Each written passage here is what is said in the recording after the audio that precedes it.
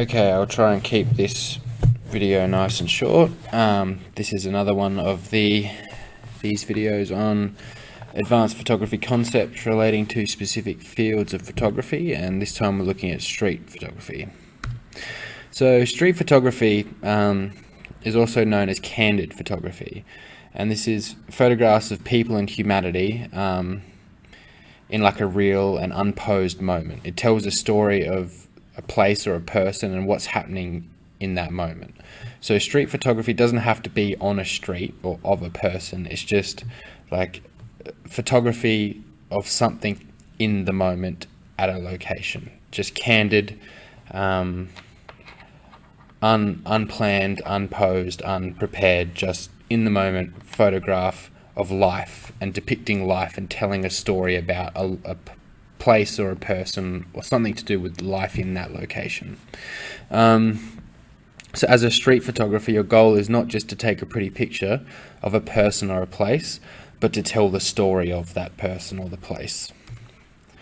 So we've got 6 concepts that we're going to focus on for street photography. We're going to look at subject and location, the depth of field, focal length, speed versus accuracy, light and exposure, and composition.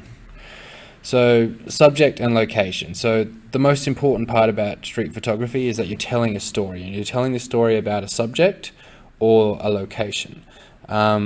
So good street photography depicts the story of an interesting subject or an interesting location. So it's primarily about finding that interesting subject or that interesting location. So if we look at this example here we've got an interesting subject. If you take away this main subject, it could, if you take away this subject, it's an interesting enough location, just a rainy street, but substitute that subject for someone else, say, I don't know, just myself walking down the street. This photo might not be as interesting as having this one here with the young boy carrying the bucket. It tells a story, a more interesting story than what the alternative might be. Whereas this image here tells the story of an interesting location or something that's happening. It's telling the story of what appears to be like a march or a riot or some sort of public event that's going on, and we're looking from through the window. The photographer's on the inside of this building taking a photo through the window, and that's why we have this sort of opaque, blurred sort of image where we can't really make out what's going on, who's who in the crowd, but we can still tell that it's a crowd and they're gathering together in this sort of open space, which sort of still tells a story in itself. So find an interesting subject, find an interesting location, and find a way to tell the story of that subject or location that's true to a true representation of itself.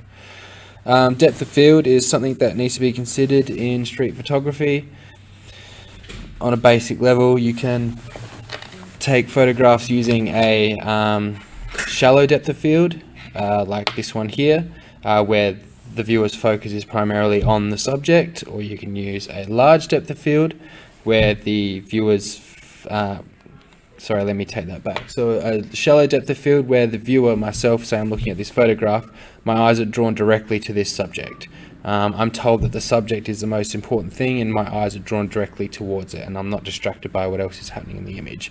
A larger depth of field tells me that there's interesting things. Yes, this is the main subject, but there's also interesting things happening in front of and behind that subject. So I'm looking at the back and I'm seeing that we're in this city location, and I'm seeing that the subject is in a crowded street with all these people. So if we had a shallower depth of field, I might not be able to make out those important details because they might have been blurred. So choosing a depth of field based on the story you're trying to tell is another important part of street photography. Focal length, same with depth of field. Depending on the way you want to portray a subject or the story you want to tell, are you getting up close to the subject like this one here and using a wide angle to have that distorted effect to make things appear like you're right in in that location with this subject, or are we using a longer depth of field to make it appear like where the viewer is standing further back and watching that subject from a distance? So equally effective techniques. It's about determining what's most appropriate for the story you're trying to tell. Speed versus accuracy. So street photography, as I said, is meant to be unplanned to a certain degree. So it's about telling the story of life on the street, or life in general. So you have to determine, maybe not necessarily determine, but you have to be aware of, when you're taking photographs, you have to be prepared to take photos at a moment's notice, like this one. So you have to be, have your camera ready to go. So you would ideally, walking around the street, you would set your exposure to the general light of the street, so that you're ready to just take a photo. And that's how you capture photos in the moment, like this, true street photography.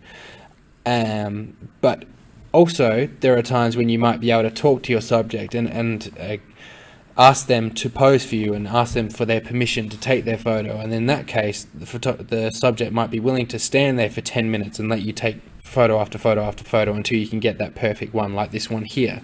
So yeah, it might well have been a person walking past, but I would imagine that the photographer has taken the chance to talk to this subject and get them to agree to allow them to take a photo. So this is where the accuracy comes in. Is it more important that the moment is like something that happens speedily in the moment, or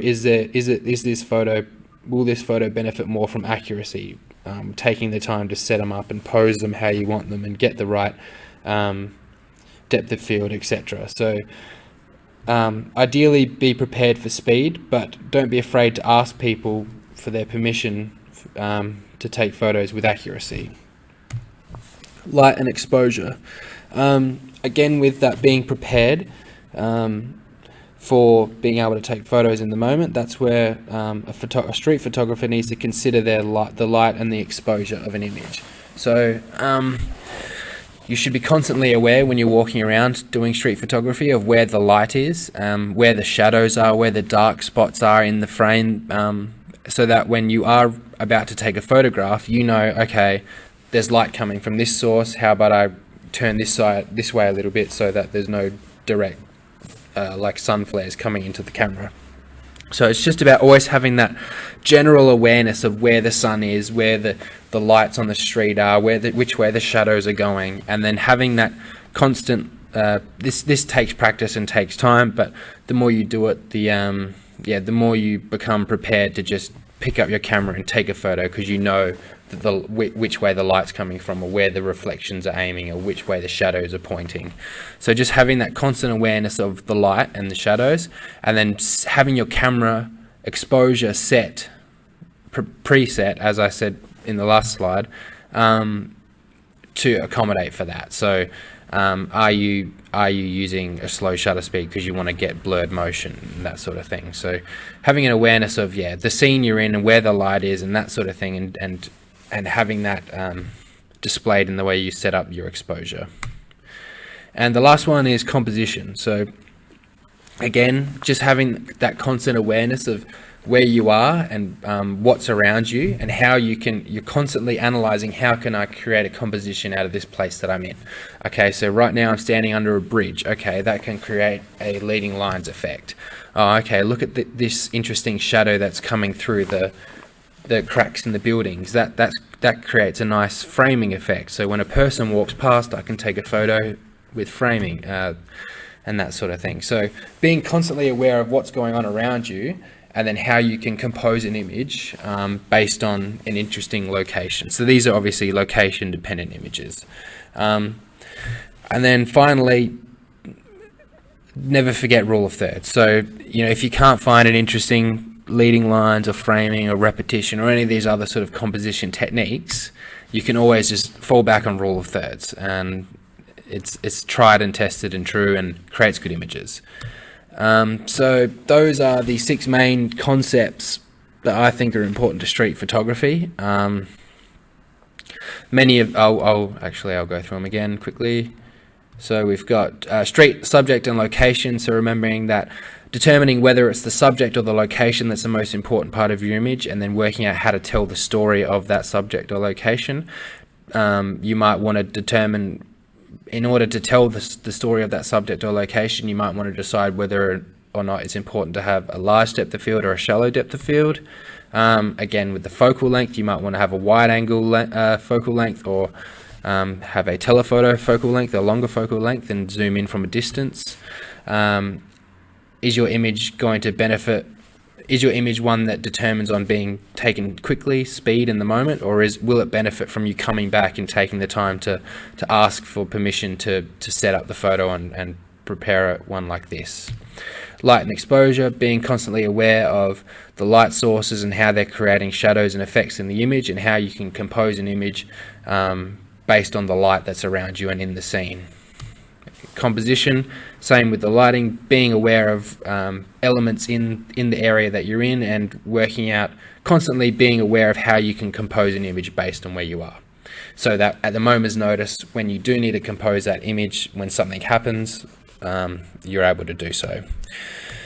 So yep, they're the 6 key concepts. Again, there's a bit of overlap with some of the other areas that we're looking at. So if you want to learn more about how they all relate to each other, then watch some more of these short videos. Thank you. Bye-bye.